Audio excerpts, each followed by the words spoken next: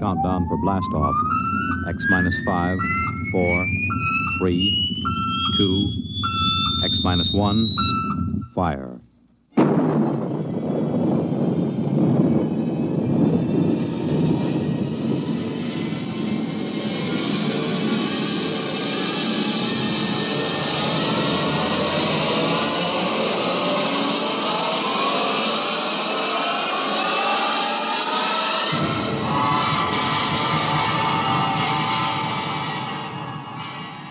From the far horizons of the unknown come transcribed tales of new dimensions in time and space. These are stories of the future, adventures in which you'll live in a million could-be years on 1,000 maybe worlds. The National Broadcasting Company, in cooperation with Galaxy Science Fiction Magazine, presents X minus 1.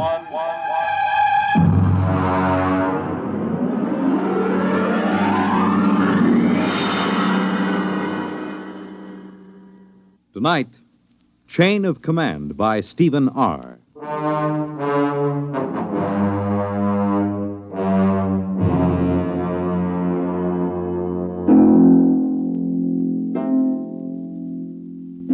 This is about George. He's a friend of mine. Lives right here at the Brookside Atomic Laboratory with his family. My name is Charlie Boyle, by the way. I'm a security guard here at the lab. Been here now for, 20 years, I guess.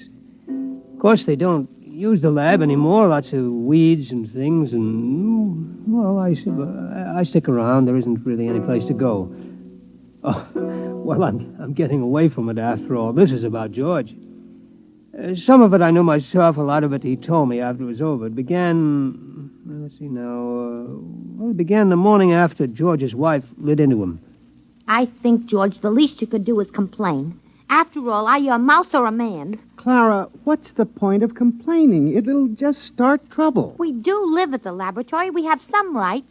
The best thing we can do is just stay right where we are. But it's dangerous. There's nothing dangerous about it, just so long as we know what we're doing. I'm not thinking about us. I'm thinking about the children. The children know where they mustn't go. George, I will not go on like this without a moment's peace of mind. If you had the slightest concern for my welfare or for the children's, you'd... All right. I'll go talk to old Charlie, the security guard. Why not talk directly to the superintendent? Because of the complications. Now, I promise you I'll explain the situation to Charlie. He knows me. I've talked to him for over a year now. And he hasn't the slightest influence. I'll impress the seriousness of the situation on him. All right, but do it now. I will. And be firm.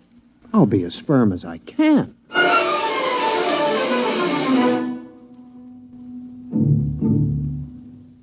I was at my desk in the hallway. The place was deserted. I've always worked the night shift, except for my supervisor, Mr. Adams, who was in his office down the hall working late. I remember I was sort of dozing off when I heard George's voice in my ear. Charles. Charlie. Huh? It's me, George. Oh, yes, George. Yeah, how are you? Fine. Can I have a chat with you? Chat away. I got all night. Good.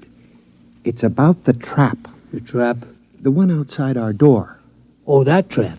Clara, my wife, says it's dangerous. Well, now, She'd like it removed. Removed? Oh, no, George. That can't be done. Regulations? Regulations. Suppose you just removed it without telling anybody. Oh, they'd fire me, George. I see. Clara's afraid one of the kids might get hurt. Oh. How about taking it up with the supervisor? Mr. Adams? Why not? Well, it never occurred to me. Why not give it a try? Oh, I don't know. Mr. Adams doesn't even know you exist. Maybe it's time he found out. Well, it might get a bit sticky. Give it a try. Well, come on, Charlie. Be a good fellow. Haven't we been buddies for a long time? Oh, we've been buddies, all right, but... Well, when it comes to something like Will this... you try at least? Clara isn't going to let me alone unless something happens. Okay, George. I'll give it a try.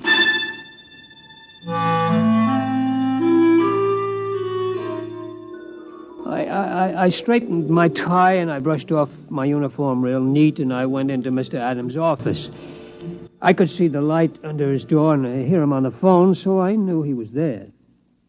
Edgar? Adams up at Brookside Lab. Uh-huh. How are things in Washington? No, nothing serious. Just want to have a fingerprint check on one of our scientists. Uh-huh.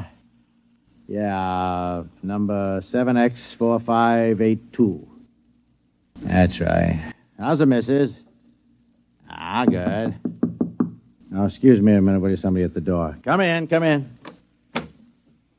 Oh, hello, Charlie. Mr. Adams. Edgar, can I call you back? Fine.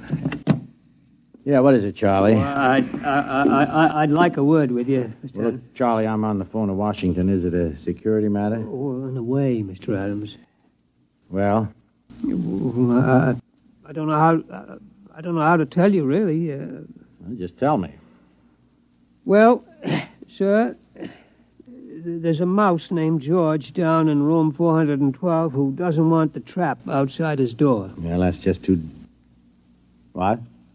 A mouse in room 412. He objects to the trap. Look, Charlie, I'm busy. Is this a joke or something? Oh, well, I guess maybe it is. I mean, I like a good joke as well as the next fella, Charlie, but...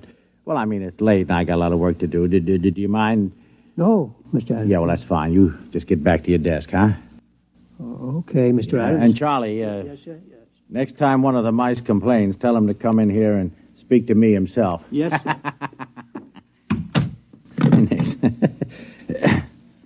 Edgar Adams here again. I'm sorry, one of the security guards playing a little joke on me. He came in to say one of the mice here at the lab is complaining about the trap outside his door. You got him down Washington, too, huh? Yeah? What do you do about it? Traps, huh? Yeah. Yeah, it's the only way, I guess. Yeah.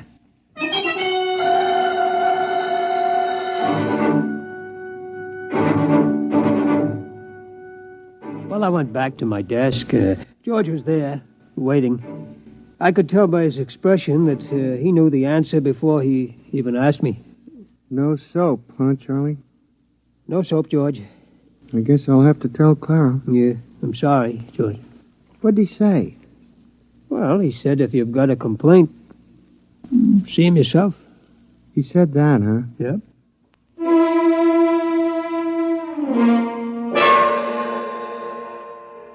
Of course, I didn't know what was going to happen. George didn't tell me till it was all over. I mean, really all over. And then it was too late for me to do anything. It turned out, though, that Clara, that's George's wife, told him that if he didn't go talk to Mr. Adams, she'd up and leave him. Yeah, leave him and the kids, too. So him and me, we went. And nothing negative on his record, eh, Edgar? Well, okay. Yeah, excuse me a minute. Come in. Oh, what is it this time? Excuse me, Mr. Adams. It's that mouse. He wants to talk to you. I'll call you back, Edgar. Now, look, Charlie, I mean, this has gone far enough. Yes, sir. Yeah. Yes, sir. What the devil you got in your hand? Oh, this is him, sir. It's the mouse I was telling you about. George. Here, George. This is Mr. Adams, the security supervisor. How do you do? Huh? How do you do? Ventriloquism, huh, Charlie? Pretty good. Oh, it ain't ventriloquism, Mr. Adams. He talks. Yeah, sure he does. Well, look, now you had your little joke, and I got a lot of work to do. I'd like a word with you. What? Sure, that's remarkable. It really... Now, look, George, if you don't... George, suppose I just leave you here and step outside. That might be best. Excuse me, Mr. Adams. No, wait a minute. You can't leave that beast in here. He won't take much of your time. But, hold it. Leaving mouse on my desk. Can you hear me all right? Yes, of course. What? I said, can you hear me? Some people have trouble. I'm going out of my mind. It's a hallucination. No, sir, a mouse. Listen to... What are you? A mouse. You know, cheese, rodents, all that sort of thing. You You mind if I touch you? Okay, but take it easy. Careful, don't bend up the whiskers. You're real. Sure, I'm real. Now, listen, about that trap. The trap. My wife is driving me goofy. Get it away from our front door, will you? Your front door, yes. Yes, of course, I'll... Are you sure you exist? I could bite you to prove it. Never mind. What about it? What about what? The trap. The trap. Yes, of course. Well, I mean, that's a security problem. Look, would you do me a favor? It depends. Tell me, how come you talk? Simple. My ancestors have been around this lab since it was built. We've gotten a lot of gamma radiation. A couple of them were used as an experiment to test radiation endurance. There were surgical operations, grafts of human brain tissue to mouse brain tissue to check the effects of the rays on human brains and so on. You follow me? Wait a minute. I remember there were some experiments where human brain tissue was placed in a mouse and then exposed. That's it. Those mice, the ones that survived, were my great-grandparents. Holy smokes. So what about the trap? I mean, we're nice, peaceful mice. We don't bother anybody. We don't eat much. We mind our own business. Wait a minute. You say your great-grandparents were the first of this talking line? I mean, are there many of you? 3 generations, Mac. That's a lot of mice. Tell me, have you talked to anybody besides me? Well, I talked to Charlie. No, I mean besides Charlie. I tried it with a couple of guys. They wouldn't listen. These others, what do you call them, your relatives, have they talked to anybody? Tell me. How should I know? I suppose they've talked to dozens of people. Where are these people they've talked to? The mental hospitals are full of them. It's a problem, see. We can talk to kids and, you know, the odd ones, but anybody else, they get scared. Uh-huh. So what do I tell Clara about the trap? Clara? My wife, Clara. Oh, well, it's a security problem. I think I'll have to take it up with Washington. Okay, take it up. Yeah, I'll dictate a memo first thing in the... No, I won't. They'll think I've flipped. Okay, I'll tell Clara. Now, wait a minute.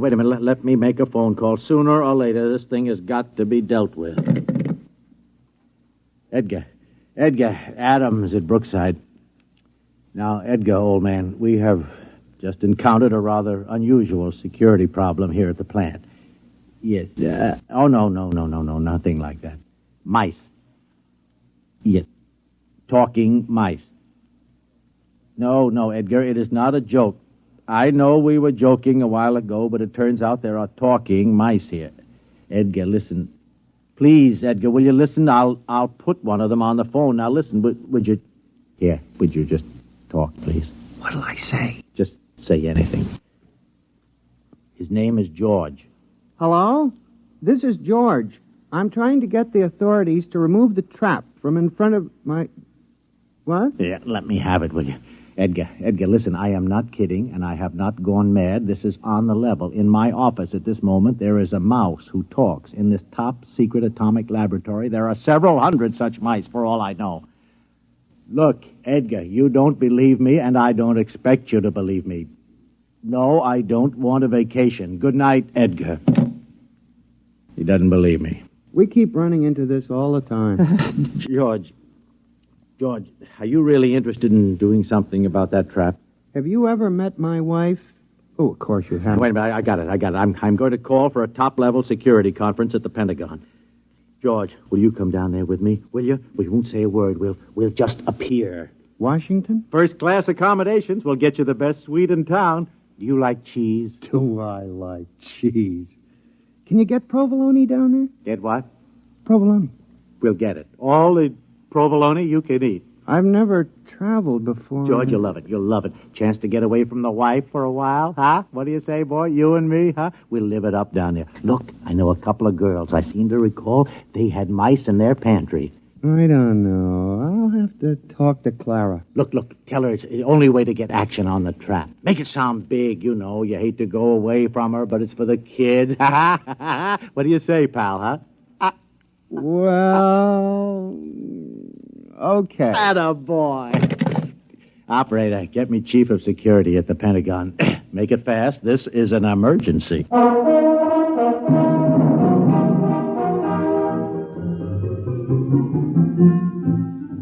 I wasn't there, but like I say, George told me all about it after it was over.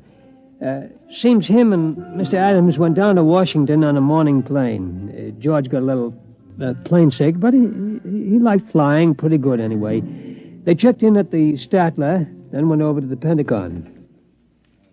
Order, gentlemen, order. As a chief, I hereby convene the meeting. It's been called as a Priority A emergency session by Mr. Adams, who, as you know, is security chief at our Brookville Atomic Laboratories. Mr. Adams? Yes, thank you, Chief. Now, gentlemen, it may come as a shock to all of you. It did to me. But I've learned that some 1,200 English-speaking individuals have been operating freely within our top-secret laboratories at Brookville without any security clearance whatsoever. You did say 1,200? Actually, sir, 1,207. Who are these people, sir? Mice, Chief. Mice? Yes, sir, mice. I have one of them here with me. Somewhere.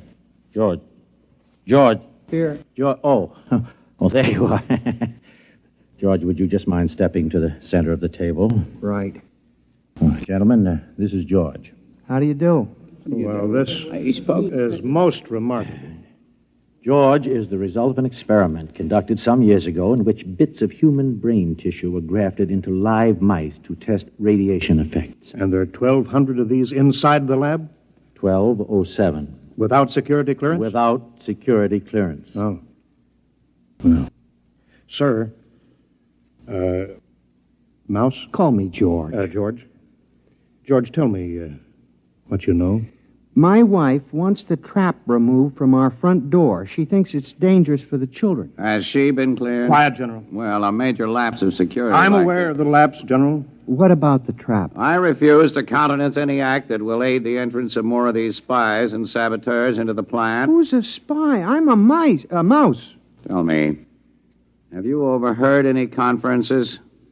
Maybe a few. Seen any documents? My kids play in the secret document file. It's the safest place in the lab. Have you yourself ever seen any papers marked top secret? Seen them? Heck, I've eaten them. I believe this calls for some action, gentlemen. Mr. Adams. Mr. Adams, if you and this rodent will retire to the next room, I think we'll have a brief caucus. Yes, sir. George. Okay. Yes, sir. See you later, gentlemen. Listen, what about the provolone? Never mind. Well, I think we should try to forget for the moment that these creatures are mice and deal with them as security problems. Concur. Now then, the first question is one of loyalty. I raise a question at this point. General? Are these American mice? Well, I assume that... Well, but do we know? You have a point, sir. Perhaps we ought to get immigration in on this. Immigration. I'd say extermination. Before we do anything rash, General, I think we ought to learn more about these creatures, who they are, what their habits are, their loyalties, how much they know. Suppose this George creature won't tell us. We'll have to use every trick in the book. Now, I would suggest we first try the velvet glove. The full treatment.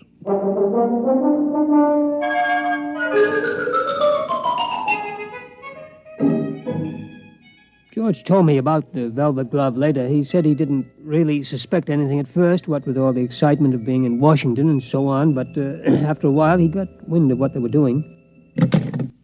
Room service. This is Mr. Adams in 712. Will you please send up a pound of Provolone. provolone, please? Cheese. Yes, and some more wine. Yes, fine. Right away, please. They'll have some more right away, George. Can't get enough of this stuff. Really delicious. George, have a little more wine. I don't mind if I do. This is the life, all right. It's a great town, isn't it, George? Stupendous. By the way, George, those documents you mentioned eating, do you remember what they said? Something about nuclear weapons. Listen, Adam, what about those girls you mentioned, the ones who had mice in their pantry?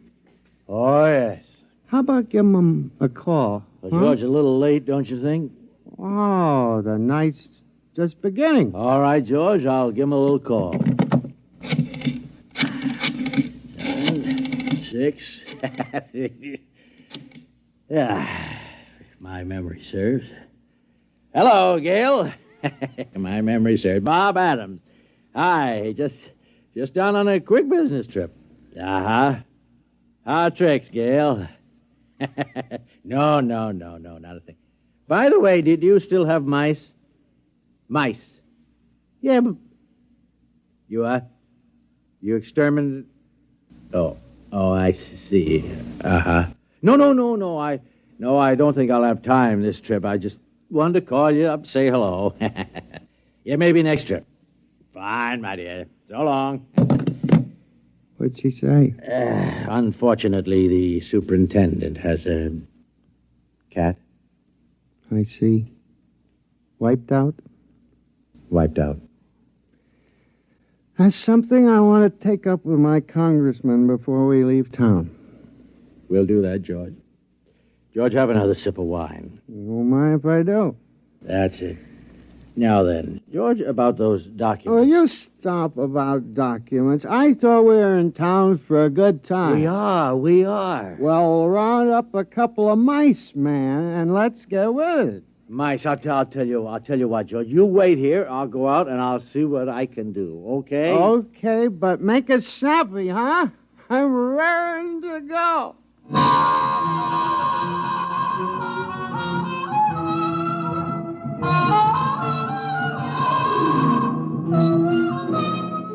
Next morning, Adams woke George and told him they were scheduled for another conference at the Pentagon.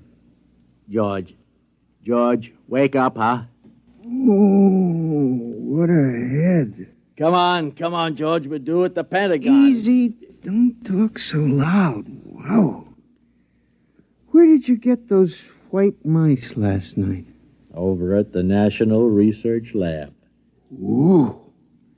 They must have been feeding those girls wheat germ. All right, come on, George. Come on, you can sober up in the taxi. Come on.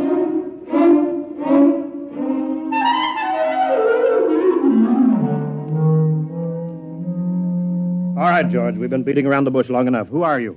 I've told you, I'm a mouse. My name is George. I live in a hole at the Brookville Atomic Laboratory. We know all that.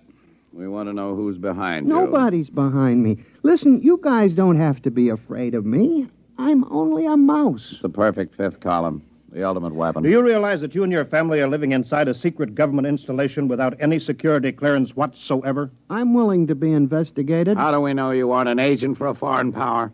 How do we know you aren't an agent for a foreign power? Preposterous. It'd be the perfect fifth column. Gentlemen, I will not remain here to be insulted by this creature. And I will not be insulted by you, sir. Gentlemen, good day. No, George, wait, come back. George, He went that way. Get him off. George! He's going into the wall. Grab him. Too late. He's gone. Well, men, this is it.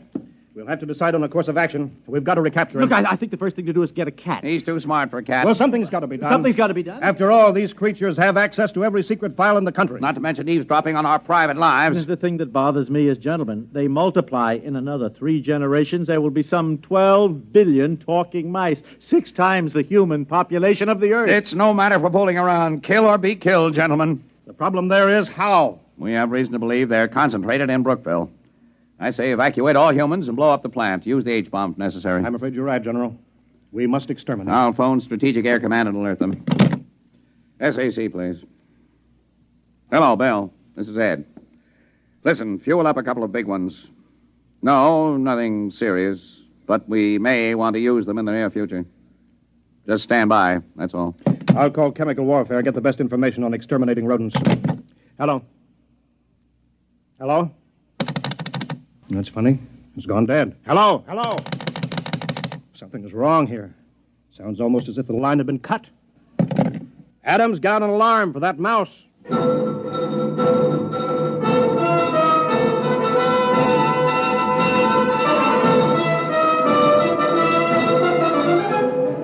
Well, that was only the beginning, of course. Things began to happen pretty fast right after that. You bet your sweet satchel they did. Well, Adams? Yeah, I've been talking to Edgar. The FBI has located several hundred field mice, All of them non-talking. No trace of a mouse corresponding to our description of George. I see. Team of Secret Service men been combing the Pentagon and the White House. We've got 1,500 traps baited with imported provolone in the Senate chambers alone. So far, no luck. And what about cats? The American feline fanciers have volunteered 100 Mausers. Oh, good, good. Any more telephone wires cut? I'm afraid so, Chief, yes. He managed to gnaw through the private wire from the president's suite to the Pentagon. Oh, I see. We'll get it spliced. What about the top-secret file on that new chemical warfare agent? Is there any trace of that? They found the file, but he managed to chew out the key symbols. I'm afraid it's useless. Well, keep tracking him down. Yes, Sooner sir. or later, we'll get him. Yes, sir. Yeah. Only one thing, Well, sir. what's that? I hate to mention it, really. Well, go on, man. Well, sir, the damage has appeared in such widespread places recently. Well, go on. Well, there must be more than just George. In fact, we're afraid he has reinforcements right here in Washington. But that's impossible. How? I don't know how, sir, unless... Unless what? Unless...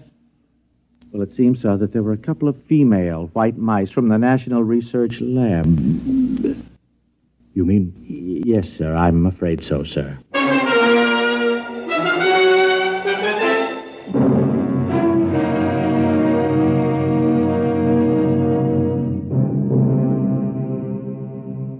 I guess maybe you know the rest. Within a couple of weeks, every cable, telephone line, power line, every telegraph line in the United States had been cut. Also the wires on every plane, tank, train, and ship. They'd also destroyed every file in the country. That was only a month ago. Well, you can guess what's happened. Most everybody has left this part of the world. In this whole atomic laboratory, I'm the only human. And I'm not so sure I'll be around much longer. Yes, sir? The only woman. Not that they need a security guard, but, well, I'm just used to being here. I wouldn't know where to go. Charlie. Why, George. George, is it you? That's right, Charlie. Well, you look awful. Where have you been? Well, I was down in Washington, Charlie, about the traps, remember? Oh, yeah. That was before all the trouble started, over 2 months ago. Well, what you been doing all this time? Well, you know, we've been pretty busy protecting ourselves, cutting the lines and stopping transportation and such. I figured it was the mice done it, yeah. Yeah, we didn't like it, but it was them or us, so we did it. Well, how come you look so terrible, though? Well, we stopped the trains and the planes, you know, so, well, I had to walk back. That's one heck of a walk for a mouse.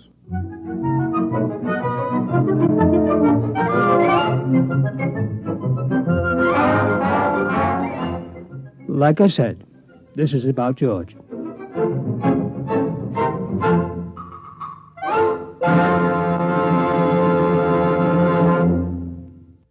You have just heard X-1, presented by the National Broadcasting Company in cooperation with Galaxy Science Fiction Magazine. Your announcer, Fred Collins. X-1 was an NBC Radio Network production.